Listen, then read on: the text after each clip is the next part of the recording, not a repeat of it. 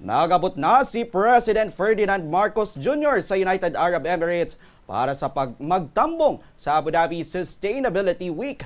Kagagod magpirma sang importante nga mga kasugtanan. Suno sa Malacanang, nagbiyang presidente 6:30 sang gabi. Ginalauman suno sa palasyo nga mapirmahan sang Pilipinas kag UAE ang pila ka mga importante nga kasugtanan, lakip na ang Comprehensive Economic Partnership Agreement o CEPA. Pagi sa CEPA, mahimo mapasangkad ang kooperasyon sang duha ka pungsod sa trade, serbisyo kag investments. Mahimo man sini mahatagan sang dugang nga access ang Pilipinas sa Gulf Cooperation Council kon GCC market nga nagalakip sang Bahrain, Kuwait, Oman, Qatar kag Saudi Arabia. Kumpiyansa man si Marcos nga sa iya pagbalik, dala niya ang maayo nga balita para sa benepisyo sa mga Pilipino diri sa Pilipinas. Kag sang 900,000 na mga Pinoy nga yara sa among Gulf country. Magduwa sa CEPA, pirmahan man ang Memorandum of Understanding o MOU on Defense Cooperation sa tungasang Manila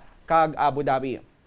Amo ini ang magapabaskog sang defense cooperation sa tungasang duha ka pungsod, lakip ng joint training, exchange of officers kag information sharing. Namensyunar man nga lantawon man sang duha ka pungsod ang kooperasyon sa patag sang artificial intelligence, renewable energy kag digital economy. Ang biyahe sang presidente sa Middle East ang kasunod mismo sang imbitasyon ni UAE President His Highness Sheikh Mohammed bin Zayed Al Nahyan.